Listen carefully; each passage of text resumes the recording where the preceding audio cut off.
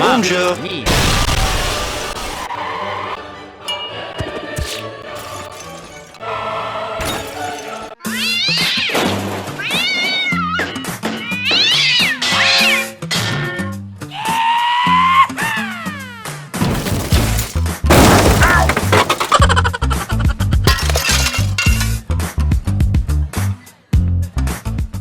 Welcome to Art, Wine, and Anarchy. Today we are here at the exhibit gallery again with the artist of the month, Mark Jakubowski.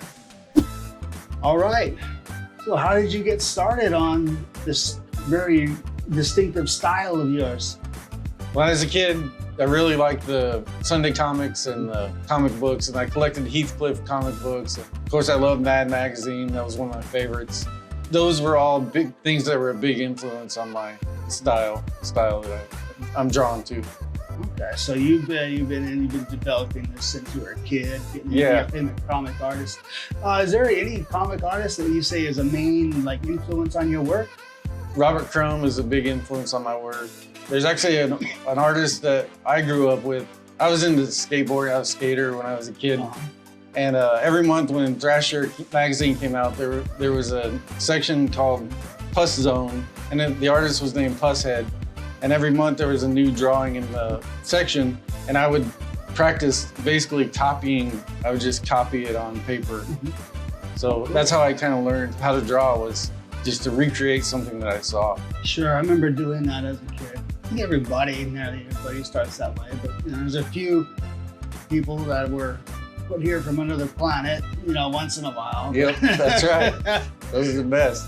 Oh, so when did you start actually getting your work out to the public and whatnot? Really recent. It's been within the last, I don't know, I'd say 5 years, really. I came here from Albuquerque in the beginning of 2020, right before the pandemic hit. But I was really active in the Albuquerque art community. So I did quite a few shows at the local gallery and some bars and some just local venues. So that was kind of what broke me into showing my art publicly. Okay, cool. So how much of an income is this for you? Absolutely none. Oh, I see. It's a dream for me to be able to make art for a living. But at this point, I haven't dedicated enough of my time to make that happen. Yeah, I mean, that's part of it. I interviewed Jake Medina in here, and he's my age, and that's his income. Yeah. The thing I picked up about a lot of people who make their living is they're good artists, even great artists, but they're absolutely fantastic business people. Yeah, and I'm not. I'm absolutely not. Hey, well, it's just another thing that you can learn like anything else. That's true. Just like I learned art. If I dedicate some time to it, I can. I want to get these young people out there. I mean, it must be so frustrating, even more so than when I was young or you were young coming up. You're looking out on the world and looking and saying, man, things are getting kind of rough. Yeah, for sure. Now these kids coming out of high school, it's like I can't imagine how they I know, man. they feel. Absolutely. So I want to get that mindset is there are more opportunities now than before. You just have to recognize them and know how to get to them. True. Yeah. And also dedicate more time to making that happen. Yeah, so I grew up doing, there was no such thing as digital art when I began art. So I've just always hung on to that. I've really done no digital art really in my life, really, honestly, because I really enjoy the feel of putting my hand on a piece of paper and making something. Yeah, no, I mean, I've done a little digital art more recently, but you give me a brush and some Chinese ink and stuff, and that's when I can really make the magic come out. There's just things you can do with the archaic materials that you can't do, not yet, digitally. Right. Not in the same way, not in the same, not with the same spirit. Yeah. That's a good way to put it.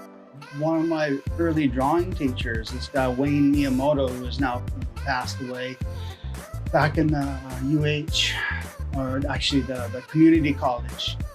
So he was telling us about an experiment done where they took the calligraphy from a student and a master, and they put it under an electron microscope, and just the very alignment of the ink molecules coming from the brush of the master were noticeably had a harmony to them that the beginner didn't have. Really?